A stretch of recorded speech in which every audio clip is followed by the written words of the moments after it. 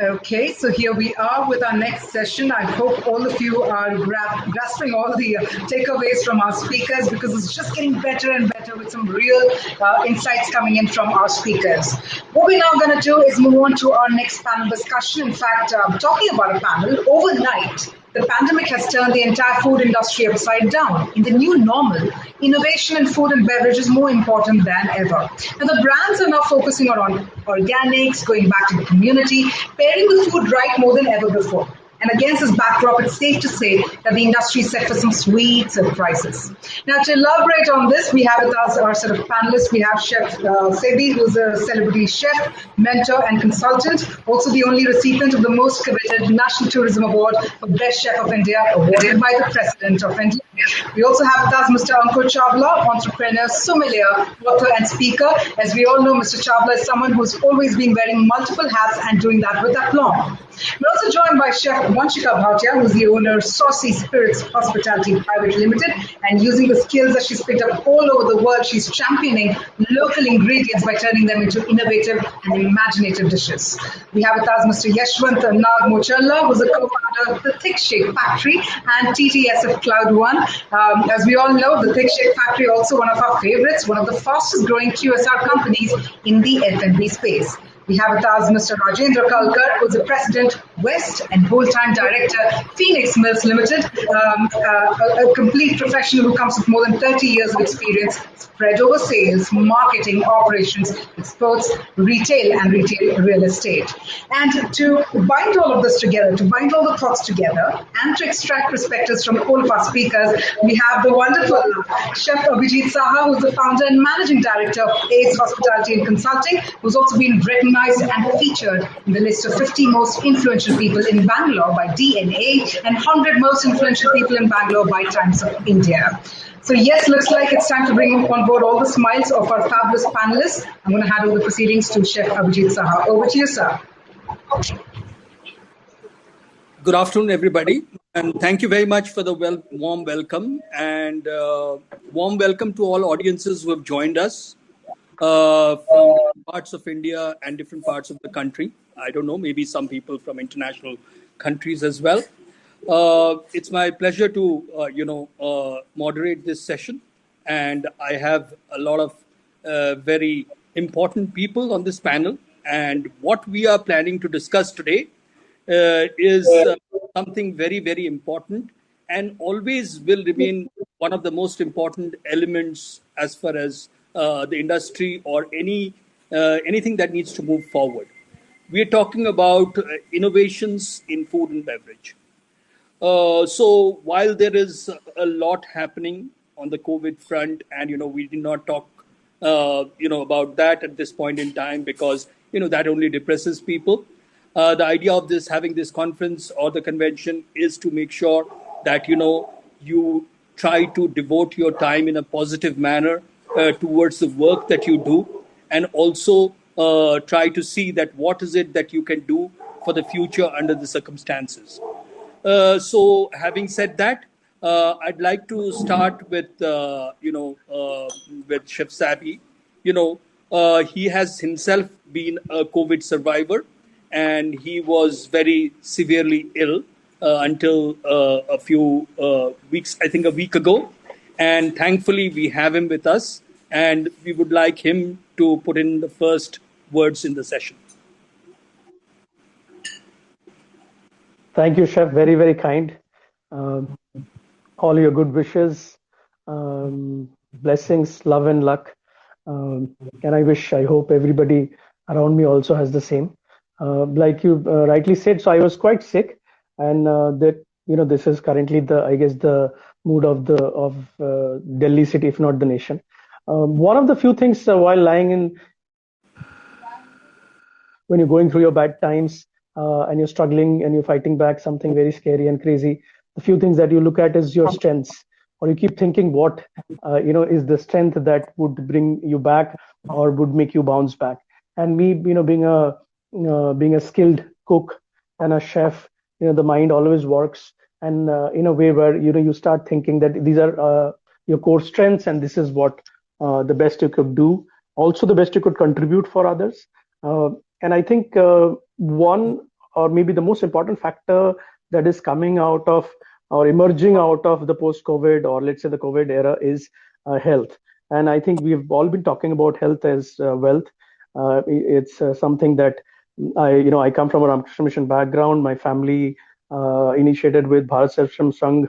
We've always strongly believed it's your education and health. And I think right now the health is taking priority over everything else. And that is the only way through it is through good, nutritious food, balanced diet, thoughtful selection of ingredients. Also, as we know that there is, the farming community is badly hit, travel and transport has been badly hit. So basically, what we are again looking at is with local and regional ingredients that are sustainable, going back to our wisdoms, the ancient wisdom, the recipes from the grandparents or the grandmother, the grandfather's cookbooks. And I think the one of the biggest learning for me has been that my body accepts something that it has probably grown up with, or it is connected to through DNA through the last few generations. So it's the food that I have, me being Bengali, growing up in West Bengal. It's the food that my body accepts the best. It's not exactly that we'll have to look at something that is trendy or something that is healthy for others. I think we'll have to go back, look, and find what is healthy for me, my family, or my last 2-3 generations that I've grown up eating.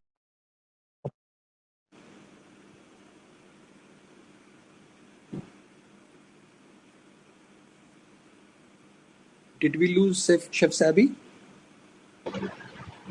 Yeah, we did. Yeah, I think we've lost him. So what I'll do is that till the time Chef Saby can come in and we can reconnect with him, I'd like Vanshika to put on her opening words. So Vanshika, please go ahead and tell us your opening thoughts and statements. So I would like to continue on what Chef Saby was saying, because that is the direction that I myself am going towards. Chef Saby is back. Sorry, yeah, sorry. No, go ahead. I can always come back and talk later. I was just going to continue with what you were saying. Yeah. I think please. I think we'll let Chef Saby finish his part of the story. Sorry, really sorry, Chef. Bad signals, I guess. So, I'm just trying to emphasize on the fact that our bodies have a certain understanding or ways of understanding food, the way it absorbs. But I think the stomach has its own brains. It's not necessarily because it's expensive or gourmet. An internet issue. I think the signals are falling. So I can always come back and finish it again, Chef. You're on mute, Chef. Oh. Okay, sorry about that. Can everybody else hear Chef Saby, or nobody is able to hear? No, okay. He's gone. Okay, so Vanshika, so to continue with Chef Saby's thoughts, he was saying that going back to basics, going back to comfort food, going back to what you have grown up with is something very, very important. And as we have all known by now, that health is wealth, and whenever you have good health, that is what matters and makes the difference. So what are your suggestions of keeping everybody healthy at this point in time? What are the steps that you're talking about, innovative ways of staying healthy and taking the industry forward? So I completely agree with what Chef Saby has said, and it is something which is true, that our bodies at this point are only accepting something which is something which we have grown up with, and if I myself experience that if I tend to eat something which is not traditionally ours, as a cuisine, as ingredients, and I was sick as well. My body was not accepting those foods, even though I was getting it delivered food I ordered in from different restaurants, well-known restaurants, from known chefs. But my body was just not accepting it. I was only able to eat food which was grown properly, and I was ordering from known farmers from around Delhi when I was in Gurgaon. And if I was eating something which was, if I would just order maybe salad leaves or something from a regular maybe big basket or something, I could not eat it. I could tell that, even though my taste buds, my nose, my senses of smelling, they were all affected, but I could still tell that this is something which is not nutritious, and I could not eat it. And I then started ordering from places I knew that the ingredients are grown properly, and I could only eat that. So that is something which we need to stay conscious about. And I think the audience and our guests for our restaurants in the future will also be very conscious about that for themselves and their families, because everybody is suffering such big losses, health wise and family wise, that I'm sure people will start coming back to restaurants. Of course, that's our need as human beings to socialize. We cannot stay at home for a very long time, and we all saw that after the first lockdown, that people started coming back and our businesses were going back to normal. But we have to step up as restaurateurs and chefs, and deliver healthy food, made with good ingredients, and it has to be Indian, it has to be local, for sure, because that is the I think that is the future for the hospitality industry. And how all of these, you follow the restaurants that are there in different parts of the world, and they are they're on these lists, and there's Michelins and all of these things which are not there in India right now. But if you see all the best restaurants in the world, they are there because they're serving their own cuisine. It's not because they're serving somebody else's cuisine.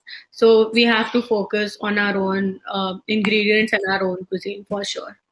Right. So thank you, Vanshika, for your opening remarks. And I think that we believe that focusing on healthy diet and focusing on things that are local is of utmost importance at this point in time. I would like to request all speakers to keep their opening remarks to 2 minutes, because there are many areas we have to cover. And also for the listeners and for the other attendees of the conference, we would like to cover as much as possible. So I'd like to now bring in Mr. Rajendra Kalkar, to share his views, please. Good afternoon, everybody. In this August gathering, I am the odd man out. I am the only non-chef, and I am the only non-F&B person from a profession perspective. But yes, being a mall operator, we have more than 300 F&Bs running in our mall. So far as food and innovation is concerned, last 1 year has been, I would say, has been the most innovative food experience for me personally. And I would like to give you the way how my last 1 year has gone so far as food is concerned. I stay in a large condo. It's a 32-floor building, and we have one more building of 24 floors, well-to-do people. I stay with my mom, my wife, and I have 2 young daughters. In the last 1.5 years, with my mom must have experimented at home all the style of cooking that she must have learned during her youth, with all her thoughts of innovation. So I've had various kinds of parathas, various kinds of curries, all homemade that she would have made. In our building, Keralite people stay. They must have done their home cooking. Everybody used to send the food across. So home cooked Kerala food, home cooked Bengali food, home cooked Bihari food, home cooked Malayali food, home cooked Maharashtrian food is of course at my home. I get Gujarati food also at my home. So all kinds of home foods that I used to get in the building was really enough to understand what food and innovations mean. It was not the run-of-the-mill menus of the restaurants that I used to order. See, I've been ordering from a table or from a mask or from a Bombay canteen or from a Mekong or from an Asilo. But this was something completely different experience. My elder daughter is an extreme health freak, and she used to cook her own food during this entire lockdown. Even today, she's doing right now. So the experience of health food, what a salad would come out if she has to make it. What an how she would use an avocado in different forms to make a healthy food. How my kitchen grew from just a microwave to a convection oven and an air fryer and induction cooker, and so many new gadgets came into my kitchen in the last 1 year. So I'm saying food innovation in the last 1 year, I would give, I think, 100% marks to non-chefs who have become chefs. And I think that recipes, if chefs can lay hand on, I think it can create a wave of innovation in the food. I think that is my bit for the opening for the audience and for the chefs who are already here. Very well spoken, and I think that has been one of the biggest positives of this, outcomes from this situation that we are going through. People have started cooking again. A lot of innovation, a lot of ideas are being shared amongst people. People are getting to taste a lot of food. A lot of people who are not chefs or not have tried their food, hands-on cooking, are now trying to cook themselves. And I think it's been a wonderful story there. So now I would like to bring in Ankur. Ankur, could you please share your first, point of view? Sure. I think chefs being on the panel, I think I'll speak a little more about beverages because food, I think, has been covered really well. No doubts, Mr. Rajendra, I echo your thoughts, and I think there's a lot of innovation that has happened in the last 1 year, and I think going forward, it's going to really continue with the wave. I think, see, if you really understand in terms of innovation, it is nothing else, but it is practically the ideas that you have converting into practical realities, right? And I think that's a natural evolution, which was already happening in the industry, which we had started seeing already. But I think what this COVID has done is either people have gone back to the disruptive ideas of the industries or of the areas that we really knew of. So, for example, I was just discussing the other day, my in-laws had come in the last lockdown, and I took out a bottle of kombucha, because we were doing a lot of trials. After having a sip, he's like, "Oh, ये तो kanji hai." So then you realize, yes, these are the areas, or these are the things or systems that you already worked with. Or there are people now who have started really getting out of the domain and really experimenting in the new blue oceans as well, which has been happening a lot. I think there are two areas where I really feel there is a lot of things happening, and two major factors. One, I think the brands, or we all have become much more responsible. Which would not only mean, by the eco-friendliness or, sustainability or giving it back to the society, but also being truthful and honest about what's going as an ingredient. People have started really looking at, those little, ingredients, the back of the label, which never used to be as important because the marketing of the front label would really take over a lot of times in terms of beverages. Second, I feel the particular area of this adult soft beverage or the functional beverages, the way it has grown is amazing, and I really, really vouch for it to grow in the coming future years as well. What to drink when you don't want to drink. However, you still want to have a good, complex liquid, or beyond your colas and beyond your nibu panis of the world, for that matter. So I think that's an area. Like, I remember a couple of years ago, I went to Gulf Food and I saw this wine, which was 0% alcohol, coming out of Burgundy. Like, Burgundy is one of those area wherein, I'm sure, Chef, a lot about wines. Like, could you even imagine when you were starting off that a non-alcoholic wine can come out of a traditional zone like Burgundy? Right, as I said, for your kombuchas, your tonic waters suddenly, erupting from nowhere, your ginger ales coming out of nowhere, your cocktail mixers. Since you mentioned, Mr. Rajendra, your kitchens have become big, and I'm sure the bars have also evolved in the houses. So I think that's my 2 bits. I'm sure there's a plethora that I can speak about, but I would keep it to 2 minutes. Otherwise, Chef Saha will spoil me. That's not the idea. The idea is to share more ideas and more viewpoints, and cover as much as possible for the benefit of the people who have joined us in this conference. Sure. So I think, thank you very much for sharing your views. I think that beverage is such an important area. I believe sometimes that, you can start your meal or an evening or a session with a beverage and you can end it with one. And that is where, it's the beginning and the end of a meal sometimes. That is how the importance of, beverages. And we can see that you also have a beverage in your hand that you're trying something Oh yeah. maybe different, something unique. No, that's just So, water, my water, nothing else. right. So basically, what happens is that beverages are also important in today's world of online conferences like this, because you need to keep yourself rejuvenated, and you can always have a cup Hydrated. of tea or something like that, or have a nimbu pani, or for that matter kombucha, while you are having a conference like this. So I think that's a wonderful way of having this kind of an online session. So from my side, what I believe is that as far as innovation is concerned, we need to now really think about the industry.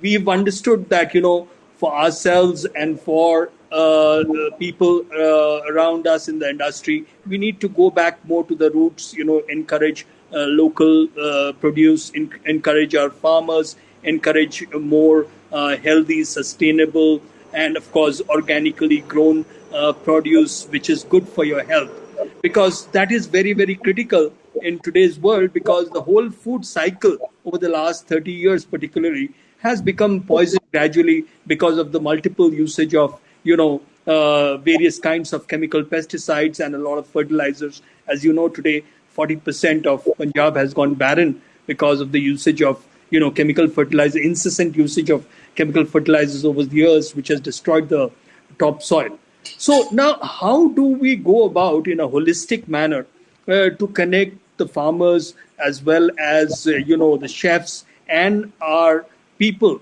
in the and our customers to make sure that they get what is right for them? So I'd like to start with Saby again. Your views, please. Chef. Chef, I was actually dreaming about gin while you're talking about beverages. Because can you hear me, Chef? Yes, we can, but it's a little. We can hear you. Check. So it's very soft partner and a connection. And then I have a question. Yeah.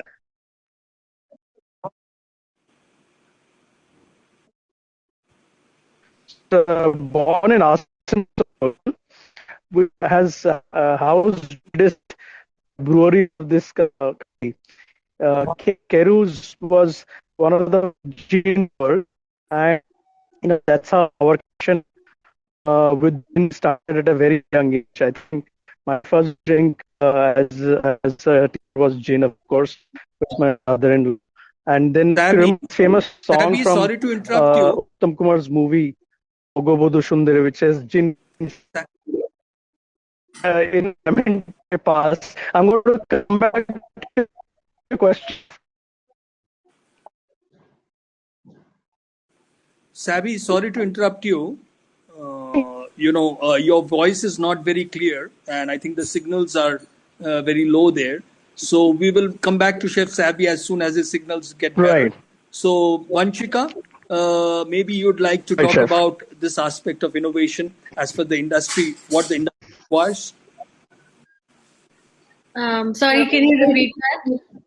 So the industry requires a lot of innovation at this point in time. We have spoken about good health and this thing. Yes. So what are the innovative ideas that you suggest for the industry for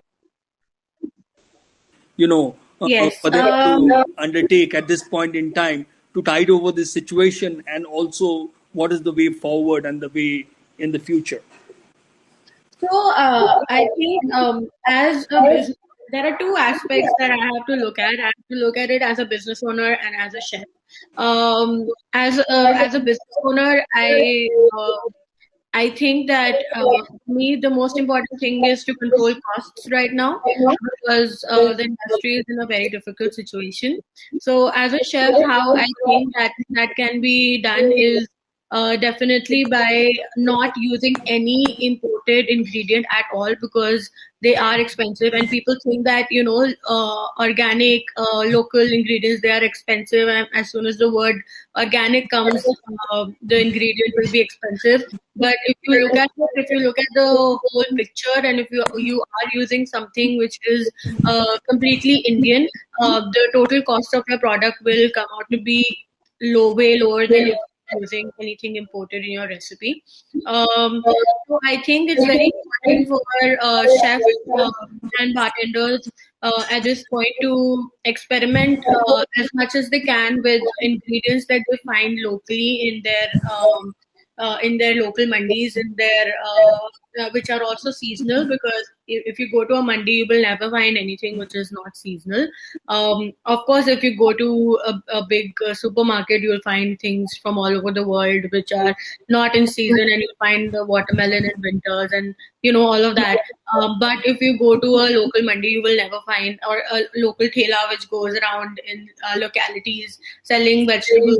So I think that at this point, when everybody is at home and people are not able to go outside, they should have a look at what they can get locally, and start experimenting with that, with the skills that they have as chefs and bartenders.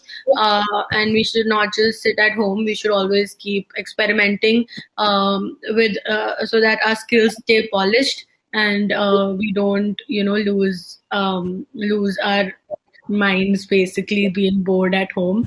And yeah, that's literally about it. That's what I've been doing for the past month. Even when I had COVID, I did not have a lot of symptoms, but I was at home cooking with whatever I could find and making something out of it, and reading up on ingredients, reading the background of those ingredients, why is it grown in India, how is it grown, what season it grows in, and then making up a recipe accordingly. Okay.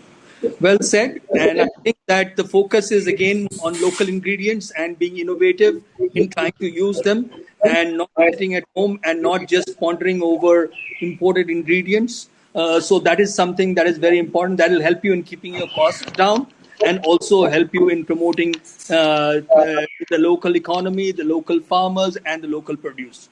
So I think that is very well spoken. And now, Mr. Kalkar, you being a part of one of the largest mall companies in India, I think in your malls there are several restaurants, and you are regularly interacting with them.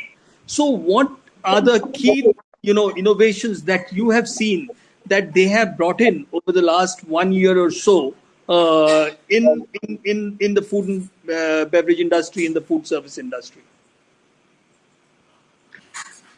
Last 1 year, I would say, has been a difficult year for the entire F&B industry. But having said this, I think the entire fraternity of F&B has done a fabulous job in the last 1 year. And we have been very lucky. Out in our 7-8 malls, we have about 300 F&B outlets. And all of them have really found a way to survive. So till the time they were not allowed to even do home deliveries, that was a different story. But the day government allowed in various cities to start home deliveries, I think they worked on the menu. They trimmed down the menu. They made the menu cost effective. They started delivering items which were, not necessarily their forte before COVID, but post-COVID, they started delivering what was the need from a customer perspective.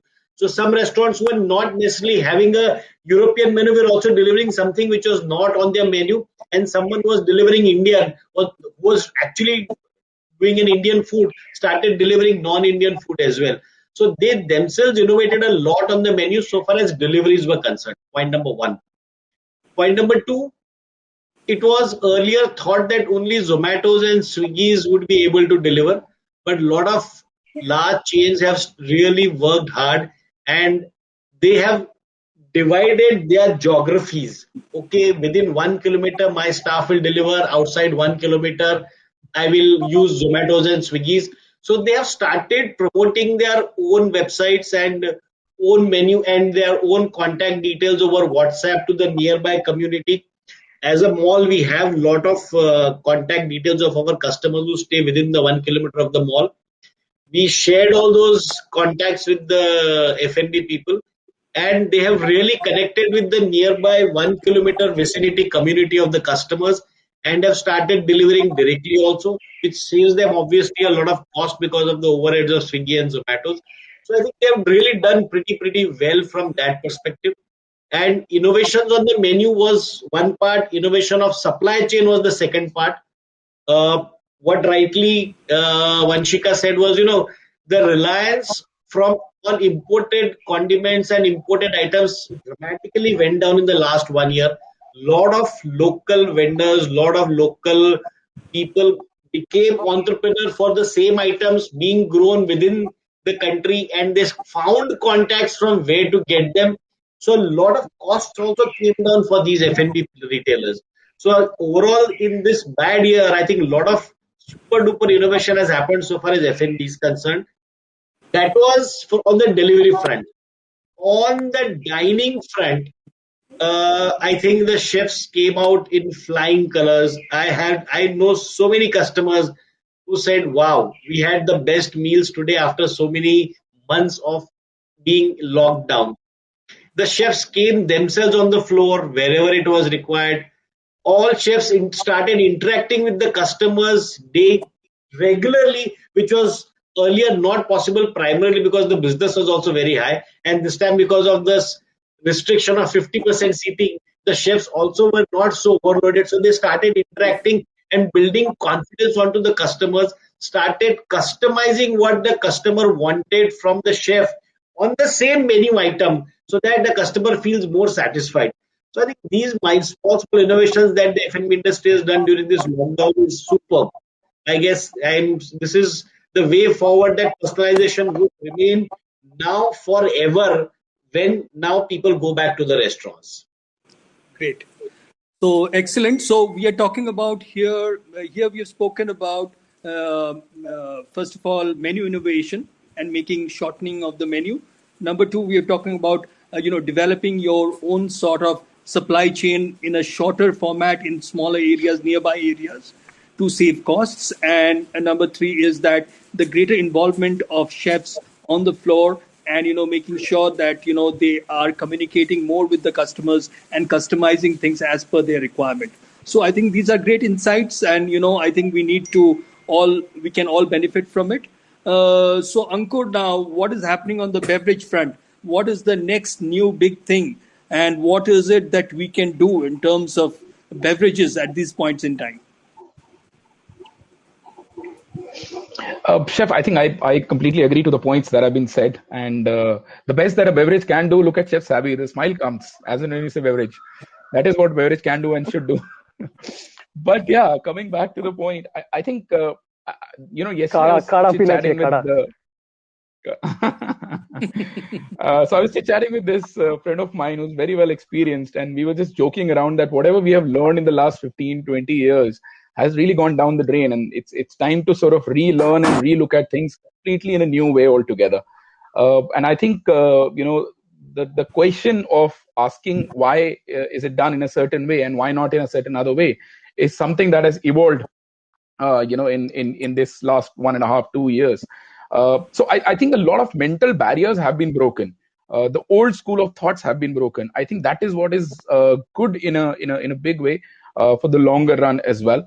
And that is where I said that either the disruption is happening in the places where we had to relook at ourselves, and we have a lot. I think in India we have a lot to play around with.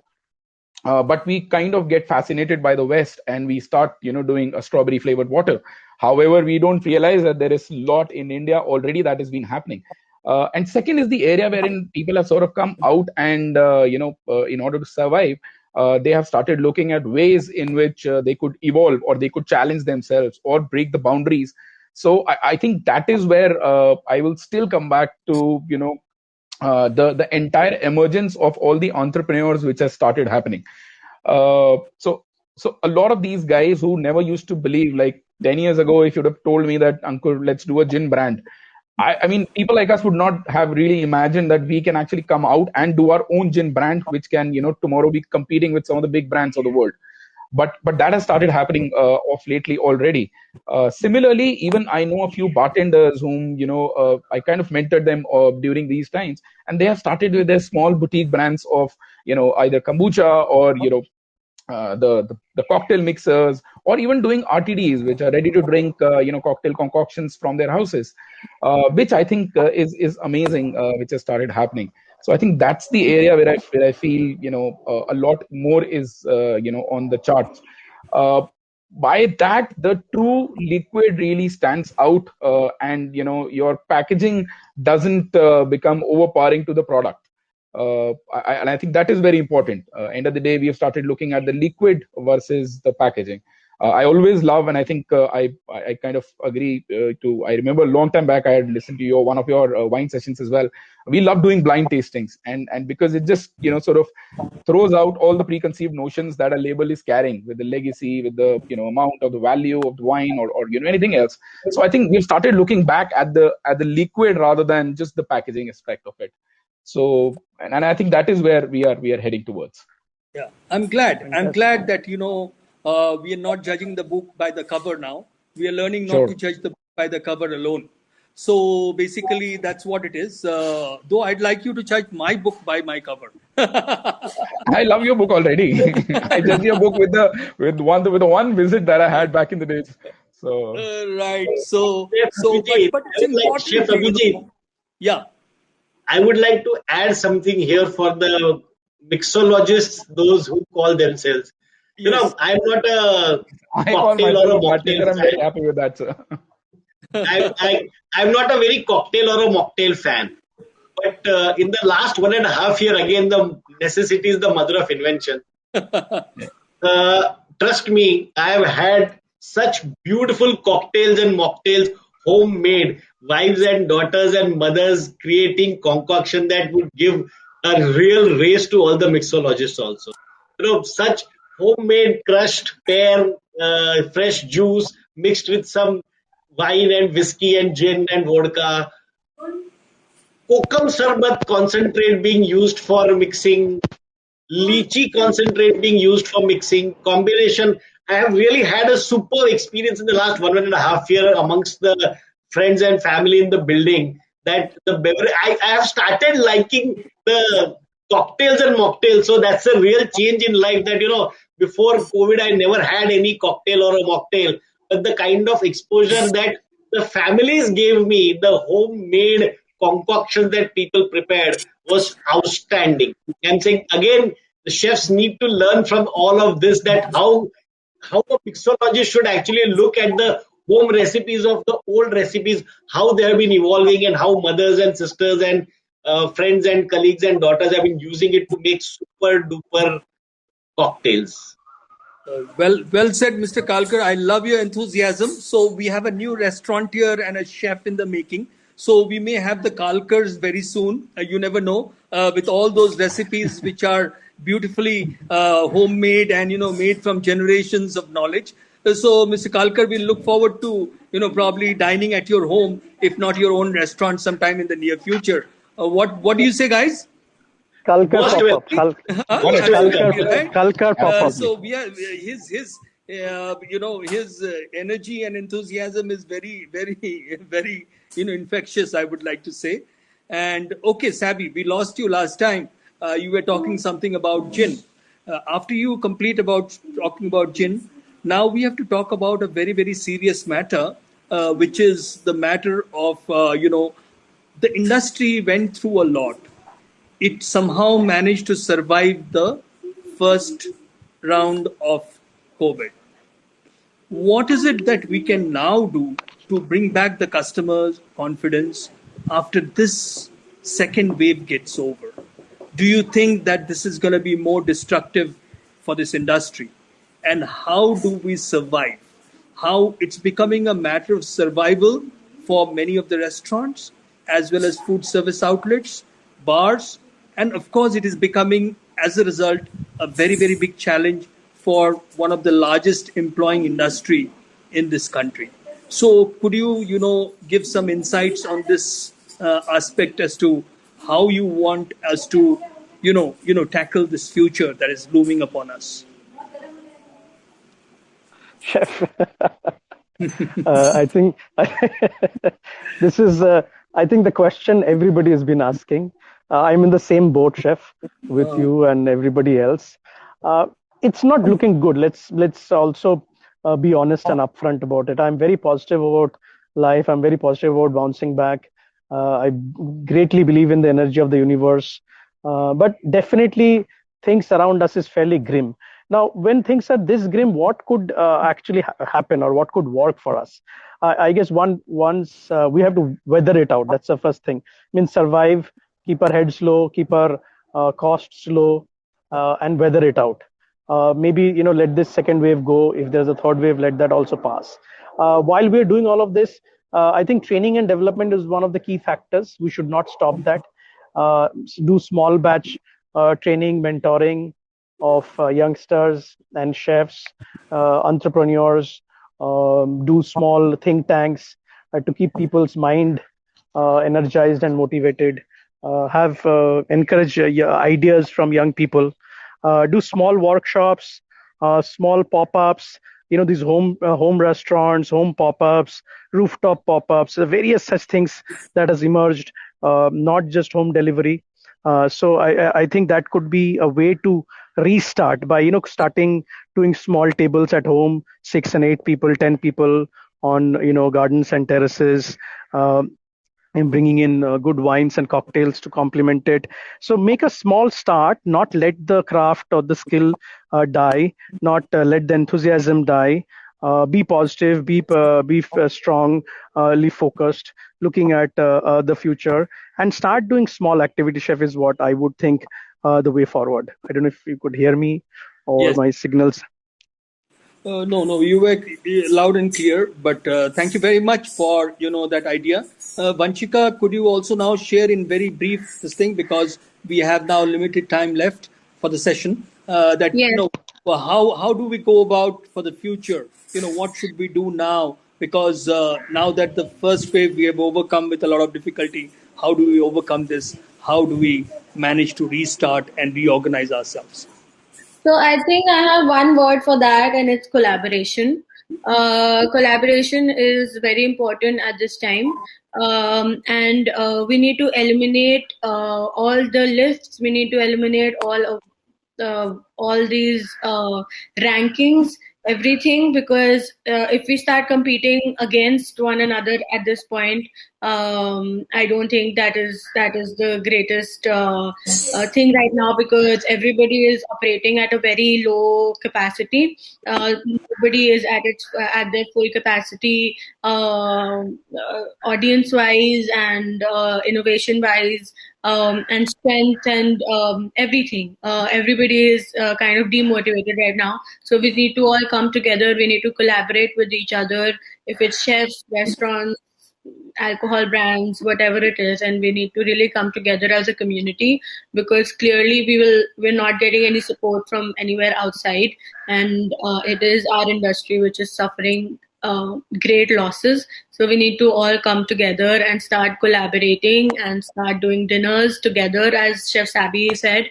So we need to really come together and eliminate all. Even if it's healthy competition, I don't think we need to compete with each other right now. We need to stay focused and be one. Well Beautiful. said, Vanchika. Mr. Kalkar, something in brief that you'd like to say as to what we can do for the future? So As I will only say what as see, I represent Phoenix Mills also. We are the largest mall operator in the country. I would only like to say that we are building 4 or 5 more malls, and we are giving lovely and really beautiful looking architectural marvel places to F&B in particular in our new malls.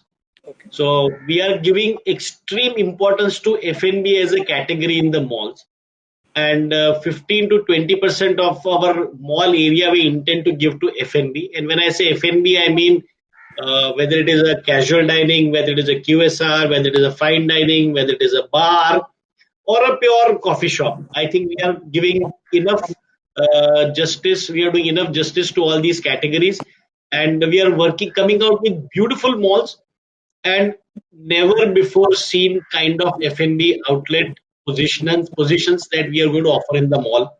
So they are all beautiful looking. The way you look at international malls, whether it's a Dubai mall or a mall in Thailand or a mall in Singapore or in US or Europe, those kind of specialty, nice looking special treatment to F&B is what we are doing. So we are very hopeful that we are doing our bit as an organization to support F&B, and we feel that most of the fraternity is very keen to partner and come up and join hands with Phoenix. So I don't foresee anything that we need to be worried about the future. Yes, these bad times need to be traversed, which I'm sure everybody together will traverse, and good times will come back. I think thank you very much for that. And, I would like to make an appeal on behalf of all restaurateurs and chefs, because I think that, at these points in time, a mall company can do a lot in terms of helping in reducing, the rental costs for restaurants, because that is something that is becoming a big challenge. I think minimum guarantees need to be, looked into as an important area of reduction. It should be more on a percentage share basis, where the mall does well when the restaurant does well. So should be the way forward. That is what I believe, and is probably the request from most food and beverage operators, restaurateurs, and everybody whom I've spoken to. So it is becoming impossible otherwise to survive and, to take care of the operating costs. Now, Ankur, very quickly, please, your last words. Sure. I think we also work with a few restaurants, bars, and a few, of course, liquor, non-liquor brands as well. I think what really has happened is that earlier people used to be really obsessed with their top lines. Now is when they've started looking at the bottom lines, the P&Ls, and other things as well, which I think is amazing, and I think that should continue. So instead of becoming just being following your passion, you're also becoming a business owner. So I think that understanding is amazing, and every day, with all due respect, is a new business plan these days. So I think that is where we need to head, and I think that's where I would want to focus the entire energy right now. Great. So I think that will bring us to the end of this wonderful session. I'd like to thank each and every speaker here for their valuable inputs, and I'm sure that this would have been very useful for the people who have joined us. And thank you very much for your time. So I think that what we can in conclusion say is that we need to prepare ourselves well. We need to brace ourselves for the future, and we need to look at it positively no matter what the situation is, and take cues from what the speakers have said in terms of what innovations we can bring about in this industry for it to survive and move forward with a lot more positivity and a lot more energy in due times to come. So thank you very much, everybody. Thank you. Thank you. Thank you indeed to all of our fabulous panelists. And thank you very much, Chef Abhijit, for beautifully moderating the session, the kind of innovations that you brought about. And I would just say one word: cheers. Cheers to this fabulous discussion filled with so much optimism. Thank you again for joining us this evening. Thank you so much to everyone. Thank you. Thank you, everyone. Bye-bye. Pleasure connecting with you all.